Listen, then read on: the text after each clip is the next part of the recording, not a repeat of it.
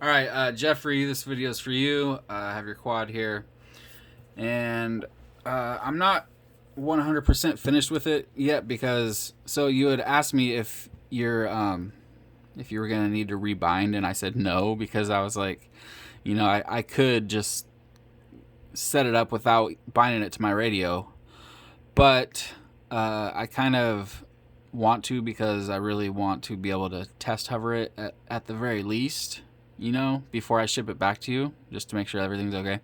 But the receiver's right here, the bind button's right there, so it's going to be really easy for you to bind. I'm not sure if you have problems with binding or you don't know how, or maybe or something, I don't know, but that's why I'm doing this part of the video, so that I can just show you real quick, just in case you don't know how, I guess.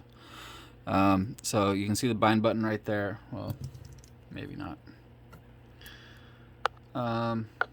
Right there, yeah, the little square copper piece. Okay, so you're gonna push that in while you're plugging in the battery, and I'm assuming that you already know how to get your radio ready to bind. So get the battery ready to plug in. Make sure you feel or hear that click on the button. And there, I can feel it and hear it a little bit. And then plug in, let go of the bind button, and well, you can't really see because the battery strap's in the way, but from the side you can see that there's a solid blue and a solid red. That means that it's ready to bind. As soon as I push the bind button on my radio, you should see the LED flash. And there it goes, the red started flashing, which means it's binding. Alright, so I'm going to stop the bind on my radio, unplug the battery, and now when I plug it back in, it should be bound up. Yeah, you can see we got RSSI right there, so it's bound up. I think I have it set up so it should arm, but I do need to still make the motors go in the right direction. So, and there we go. All right, away, towards.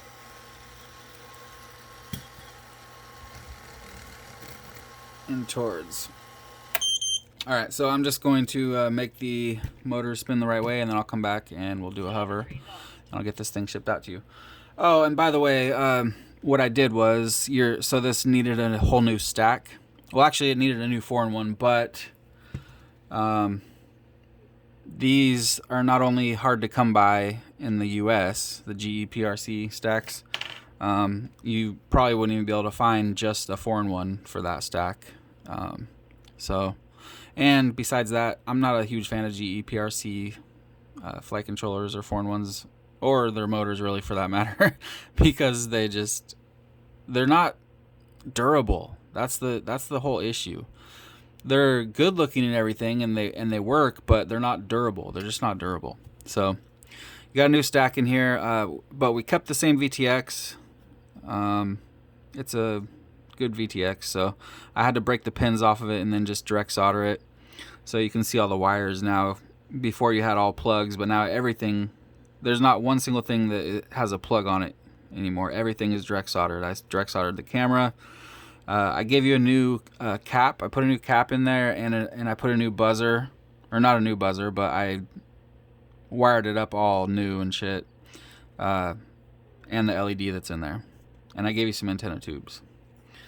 So what did I say? These two were forward. These two were, or no, these two were forward. These two were reverse. Okay, I'll be right back.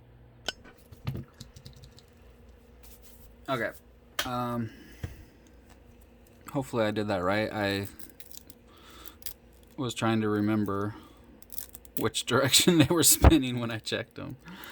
So we'll see if I did it right. Another thing I was going to show you is, so the USB is in a crappy place on the side right where the duct is in the way, but I'm going to give you this. It's a side plug, and you can go in through the back here. So use your one hand to push it in through the back, go alongside there, and use your other hand, line it up, and you can just pop it in.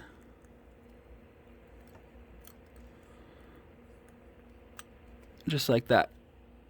And then you're good to go. All right. Let's see.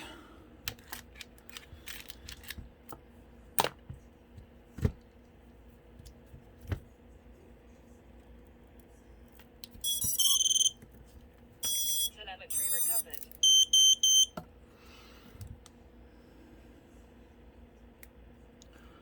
There's your video. There's nothing on the OSD. I did set it up, but I switched it to NTSC, so you're going to need to plug your little remote up to this, or Bluetooth, or if you have the app or whatever, and change it to NTSC. Or I guess you could go into Betaflight and switch it to both, or PAL, or whatever. However you want to do it, but I usually just set it to NTSC. Alright, let me see.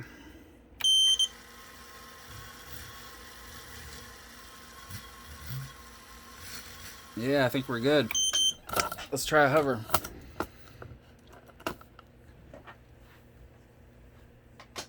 And I did flash it to the newest Betaflight, so it's on 4.2.8.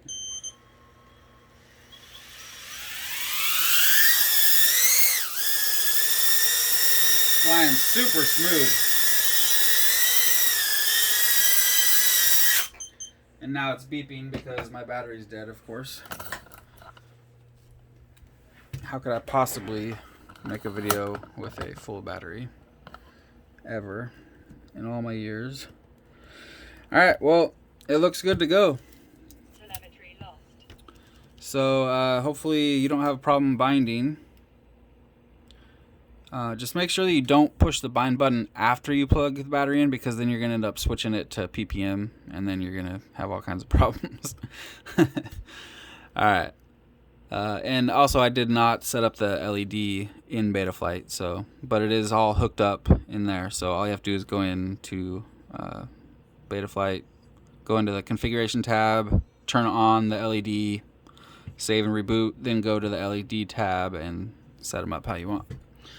All right, thanks, man. I'll send you over tracking when I have it.